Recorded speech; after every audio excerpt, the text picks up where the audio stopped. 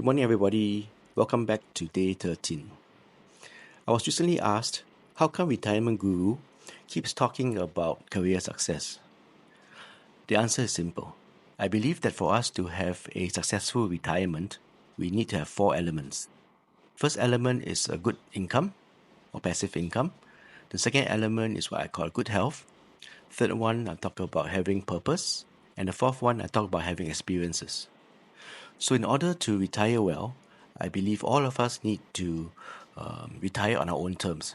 And that means being gainfully employed and retiring as and when we want, not when we have to. So employment and employability is a critical element of what I'm talking about. Today's topic is about our own personal success. A lot of times when I talk to people, they always tell me how good they are, how successful they are. But if we start comparing or we start benchmarking ourselves to others, especially those overseas, we'll realize that we are actually not as good as we think we are. If you travel overseas to places like China or even Malaysia, KL particularly, you'll realize that what we see in Singapore is a sliver of what's possible outside in the world.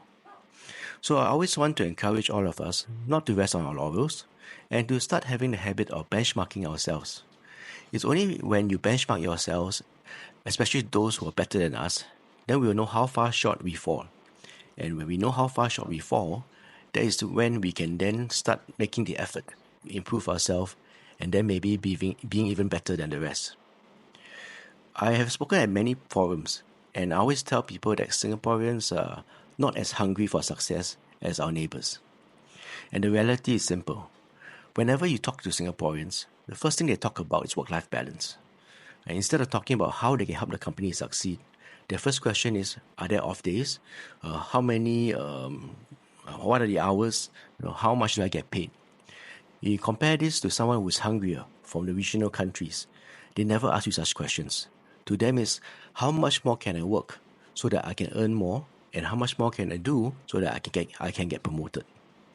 So I don't think it's wrong, but I think over the years, Singaporeans have become too comfortable and we are expecting things to be given to us because we think that we are successful.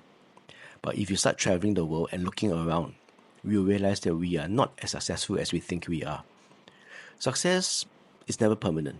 Right? We may have achieved success to a certain point, up to a certain point, but if we continue not to move or improve or push forward, very soon our neighbors will overtake us.